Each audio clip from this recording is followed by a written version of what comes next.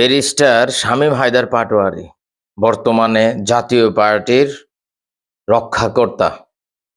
যদিও আওয়ামী লীগের দোসর ছিল।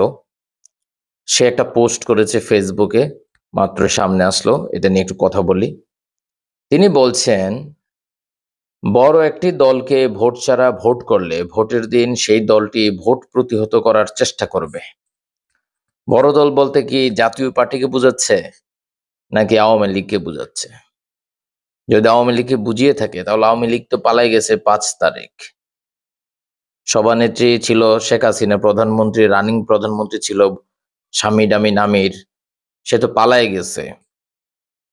তারপরের লাইনটা, ফলশ্রুতিতে পুলিশ প্রশাসন কঠোর হবে, রক্তপাত হবে। আবার যদি সেই ভোটটি হয়েও যায় একতরফা, ভোটের পরে দেশে আন্দোলন হবে, সে আন্দোলন ঠেকাতে গুলি করতে হবে, গুম হবে, মানবাধিকার ভায়োলেশন হবে। অনেকগুলা শব্দ বলেছে।